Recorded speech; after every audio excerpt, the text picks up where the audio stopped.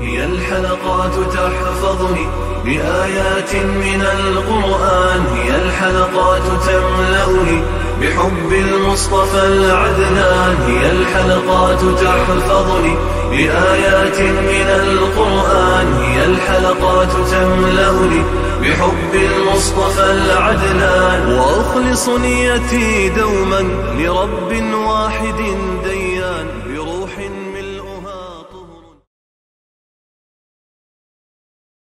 Sure En'am tefsiri 91. ayetin başlayıp okuyumuz inşallah. Bismillah, elhamdülillah ve salatu ve selam ala Resulillah ve ala alihi ve sahbihi ecma'in. Esselamu aleyküm ve rahmetullahi ve berekatuhu. Tövende diktanlağa İbn Kathir rahimuhullah'ın Kur'an-ı Kerim tefsiri Uygurca tercümesi El-En'am suresinin 91. ayetinden başlayıp okuyumuz inşallah. Euzubillahimineşşeytanirracim. Ula Allah'ni haqiqiy ravishda tanımadi. Ula yani Yahudilar öz vaqtida Allah hech kishiga hech narsa nozil qilmadi dedi. Yani vahiyni ve payg'ambarlarni inkor qildi. Ey Muhammed sallallohu alayhi vasallam, aytqinki Musa ilib kelgan va kishilarga nur, hidoyat bo'lgan kitobni kim nozil qildi? U kitobni parcha-parcha qog'ozlarga ko'chirib, bir qismini oshkorlab, ko'p qismini yo'shirsizlar. Ey Yahudilar, sizlarga o'zinglar va ota-bobonglar bilmagan narsalar bildirildi. Bu Qur'onni Allah nozil qildi. Ondan ularni terk etkinki ular batıllarida, yani qalaymaqan so'zlarida o'ynab yursin. Ondan ularni terk etkinki ular batıllarida, yani qalaymaqan so'zlarida o'ynab yursin. Bu Qur'on Makka aholisini va uning atrofidagilarni ogohlantirish uchun biz nozil qilgan, uningdan ilgari nozil qilingan Tavrat va Injilga o'xshash kitoblarni e'tirof qilguvchi muborak kitobdir. Oxiratga iymon etadiganlar uningga iymon etadi. Ular namozlarini o'z vaqtida to'liq ado qiladi. Payg'ambarning insondan qilinganligi va uningga kitobning tushirilganligi to'g'risida.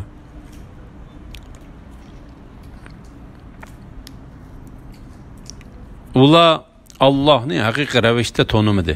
Yani ular Allah Teala'ni haqiqiy ravishda ulug'lamadi. Chunki ular Allah Teala'nın ularga avatgan payg'ambarlarini inkor qildi. İbn Abbas, Mujahid ve Abdullah ibn Kathir qatorliqlar bu ayet Qurayshliklar to'g'risida tushdi dedi. Bu ayet o'z vaqtida Allah hech kishiga hech narsa nozil qilmadi degan bir turkum Yahudilar to'g'risida tushdi degan ko'z qarashim bor. Allah Teala kafirlarning payg'ambarlarning insonlardan bo'lib qolganligiga hayron qoldiganligi haqida mundaq deydi. İnsanlarning biriga, ya'ni Muhammad alayhissalomga insonlar, ya'ni kafirlarni Allohning azobidan ogohlantirgan, mu'minlarga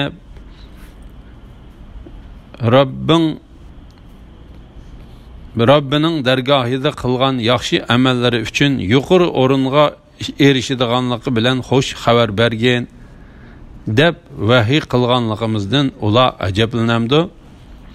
Ular, ya'ni mushriklarning o'zlariga hidoyat, ya'ni payg'ambar bilan Qur'on kelgan chaqda iymon etmasliklari Allah insonni payg'ambar qilib avatamdu deganliklari uchundir. Ey Muhammed sallallahu aleyhi ve sellem, ular aytqinki mubada ziminda, ya'ni zimin ahlidek mengib yuradigan, o'ltiraqlashgan farishtalar bo'lsa edi, albatta ularga osmondan farishtani payg'ambar qilib tushirdik. Ular Allohni haqiqiy ravishda tanımadi. Ular, ya'ni Yahudilar o'z vaqtida Allah hech kishiga hech narsa nozil qilmadi dedi. Yani vahiyni ve payg'ambarlarni inkor qildi.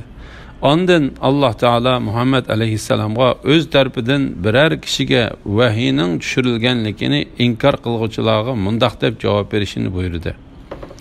Ey Muhammed sallallohu alayhi vasallam, aytqinki, Musa ilib kelgan va kishilarga nur, hidoyat bo'lgan kitobni kim nozil qildi?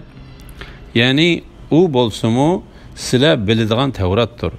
Kishilar Tavrat bilan qiyinchiliklarni hal qilsin va gumrohlikning qorong'uliklaridan to'g'ri yo'lga chiqsin deb Alloh taolaning Tavratni Musa alayhisalomga tushirib berganligini hamma kishi biladi. U kitobni parcha-parcha qog'ozlarga ko'chirib, bir qismini oshkorlab, ko'p qismini yoshirsizlar. Ya'ni sizlar uning ko'p qismini qo'linglardagi kitobdan parcha-parcha qilib qog'ozga ko'chirib yozsizlar. Uningdan xohlaganinglarni almashtirsizlar, xohlaganinglarni o'zgartirsizlar va xohlaganinglarni boshqa ma'noga burab, bu Alloh taolo tarafidan mushundoq tushgan deysizlar. Amaliyotda u Alloh taolo tarafidan tushgan emasdir. Allah ey Yahudilar, sizlarga o'zinglar va ota-bobonglar bilmagan narsalar bildirildi. Ya'ni Allah Taala sizlarga ilgari tutib kelgan Allah Taala sizlarga ilgari o'tib ketgan ishlarning xabarini sizlar va sizlarning ota-bobolaringlar bilmaydigan kelajakning xabarlarini bildirgan shu Qur'onni kim nozil qildi? Bu Qur'onni Alloh nozil qildi. Ondan ularni tark etkinki ular batıllarda, ya'ni qalayimqon so'zlarda o'ynab yursin. Ya'ni ularni tashlag'in. Ular o'zlarining nodonligi, gumrohliklarida hatto ularga qiyomat kelguchi o'ynasin. Ular yaxshi oqibatning o'zlariga ekanligi yoki mu'minlarga ekanligini shu chaqda biladi. Bu Qur'on Makka aholisini va uning atrofidagilarni ogohlantirish uchun biz nozil qilgan, uningdan ilgari nozil qilingan Tavrat va Injilga o'xshash kitoblarni e'tirof qiluvchi muborak kitobdir. Ya'ni u Qur'on Makkaliklarni va uning atrofidagi arab yoki boshqa millatdan bo'lsin, barliq kishilarni ogohlantirish uchun nozil qilindi. Allah Teala bu haqda mundaq deydi.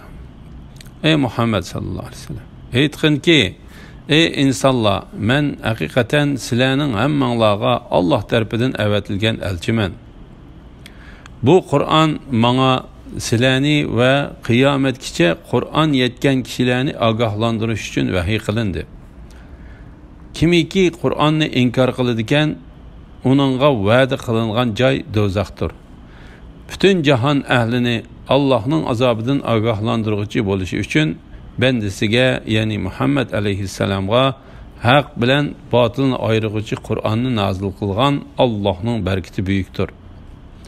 Kitob berilganlarga, ya'ni Yahudilar va Nasaralarga va ummiylarga, ya'ni arab mushriklarga musulmon bo'ldinglarmi degin. Agar ular musulmon bo'lsa, to'g'ri yo'l topgan bo'ladi. Agar ular yuz o'risa, sana hiç ziyni yo'q. Sening faqat tabliğ qilish mas'uliyating bor. Allah bendillarini, ya'ni hamma ahvolini ko'rib turguchidir. İmam Buxoriy va Muslim Payg'ambar alayhissalomning mundaq deganligini rivoyat qiladi. Menga mendan burun avatilgan payg'ambarlarning hech qaysisiga berilmagan 5 xil aloyidlik berildi deb, u 5 xil aloyidlikning ichidan birini mundaq bayon qildi. Burunqi payg'ambarlar faqat o'zining qavmiga payg'ambar qilinib avatilgan edi. Men barliq insonlarga payg'ambar qilib avatildim. Oxiratga iymon etadiganlar uningga iymon etadi. Ya'ni ey Muhammad sallallohu alayhi vasallam, kimiki Alloh taologa va qiyomat kuniga ishonadigan, Qur'ondan iborat sana nozil qilingan bu muborak kitobimizga ishonadi. Ular namozlarini o'z vaqtida to'liq ado qiladi. Ya'ni o'zlariga farz qilingan namozlarni o'z vaqtida ado qiladi.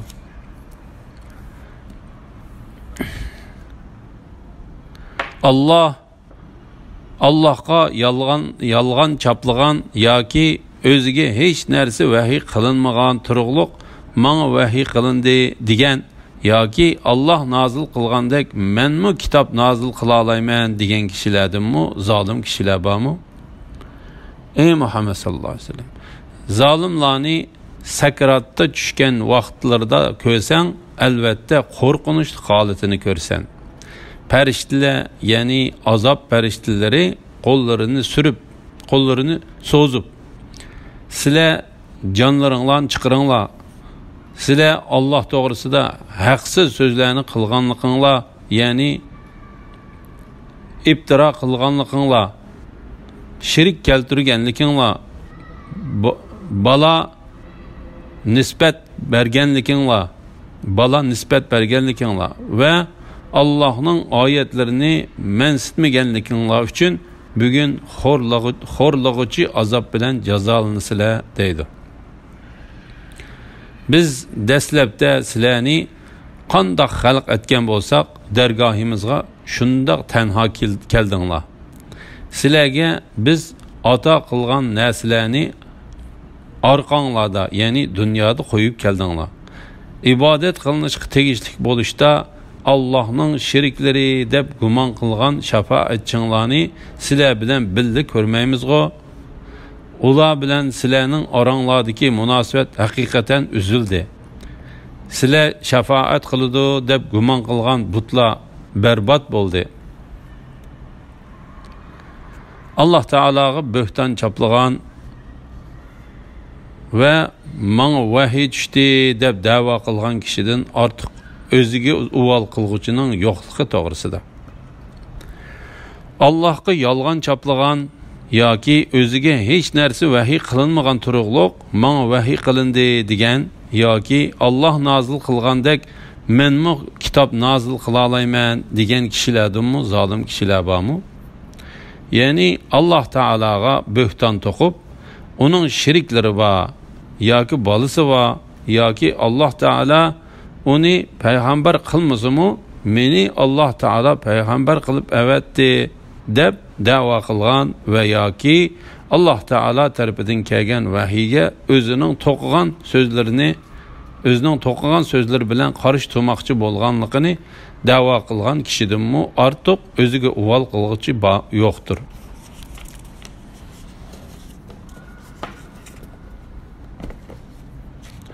Alloh taolo bu vaqtda mundaq deydi: ularga bizning oyatlarimiz tilovat qilinsa, ular biz bu so'zlarni allaqachon anglagan edik. Agar xohlasak, uningga o'xshash so'zlarni bizmi albatta qila olmaydik. Bu faqat burunqilardan qolgan safsatalardir.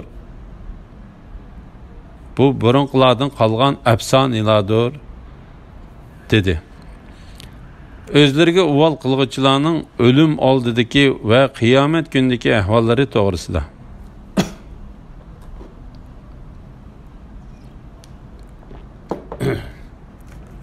Ey Muhammad sallallohu alayhi vasallam, zolimlarni sakratga tushgan vaqtlarda ko'rsang, albatta qo'rqinchli holatini ko'rsan.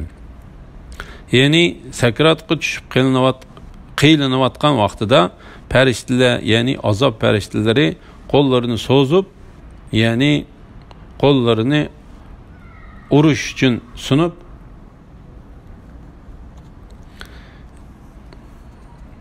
Zahak Abu Salih bu oyatning ma'nosi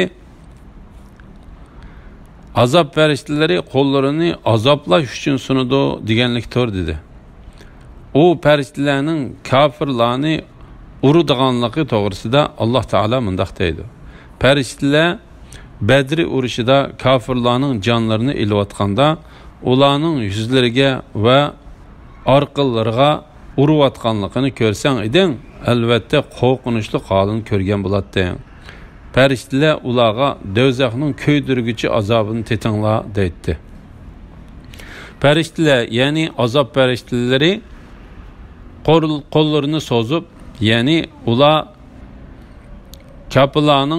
kafirlarning jonlari jasadlaridan chiqquncha qo'llari bilan ularni urdi va mundaq deydi: sizlar jonlaringlarni chiqaringlar ya'ni kafir sakratga tushganda farishtalar uningga azob, qiyin qistoq, zanjir kishanlar, do'zaxdagi qiziq qaynoq suv va Alloh taolaning g'azabi bilan shum xabar berdi.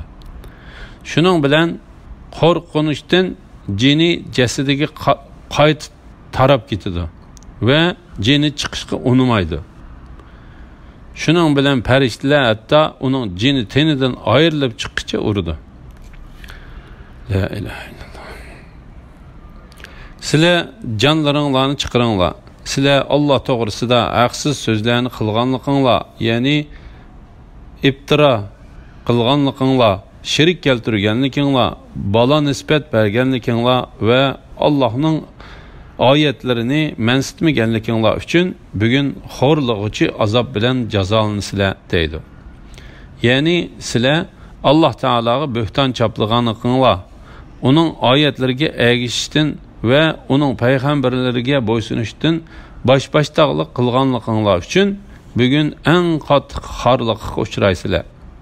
Mu'min va kofirlarning jon uzish oldidagi holatlarini bayon qilib kelgan ko'plagan kuchli hadislar bor. Bu hadislar sura İbrahim 27-oyatining tafsirida bayon qilindi. Biz dastlabda sizlarni qandoq xalq etgan bo'lsak, dargohimizga shundoq tanho keldinglar. Ya'ni ularga bu so'z qiyomat kuni deyiladi. Alloh taolo bu vaqtda mundaq deydi. Ular ya'ni jami xaloyiq sap-sap bo'lishib Rabbinga to'g'rilanadi. Kafirlarga sizlar bizning oldimizga sizlarni dastlab qandoq yaratgan bo'lsak, shu holatda molsiz, bolasiz, yalang'och keldinglar.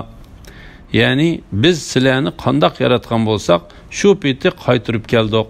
Halbuki sizlar uni inkor qilatdinglar va yiroq deb o'ylatdinglar. Mana bu qiyomat kunidir. Sizlarga biz ato qilgan narsalarni orqanglarda, ya'ni dunyoda qo'yib keldinglar. Ya'ni sizlar o'zinglar uchun dunyoda to'plagan ne'mat va mol dunyolarni shu dunyoda qo'yib keldinglar. İmam Muslim Peygamber Aleyhisselam'dan mundaq deganligini rivoyat qildi.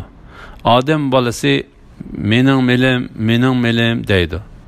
Ey odam bolasi, sening melingdan yeb tugatganing, kiyib ko'nratqining va sadaq qilib Alloh taolaning hisobiga o'tkazib etganinglar sana hisobdir. Qolg'ini boshqa kishilar uchundir. Hasan Basri qiyomat kuni bir inson xorliqda va oddiylikda xuddi o'g'loqqa o'xshash keltiriladi. Alloh taolo uningga "Qayni sening yiqqan mollaring?" deydi. U inson "Ey Rabbim, molni to'pladim, lekin uning hammasini dunyoda qo'yib keldim" deydi. Alloh taolo uningga "Ey inson, sening o'zing uchun qilgan ibodatlaring qani?" deydi. O inson o'z uchun qilgan amal ibodatlarini ko'rolmaydi. Deb biz dastlabda sizlarni qandoq xalq etgan bo'lsak, dargohimizga shundoq tanho keldinglar degan oyatni o'qidi. Buni Ibn Abu Hatim rivoyat qilgan. İbadet qilishga tegishli bo'lishda Allohning sheriklari bor deb gumon qilgan ibodat qilishga tegishli bo'lishda Allohning sheriklari deb gumon qilgan shafaatchilarni sizlar bilan birga ko'rmaymiz-ku.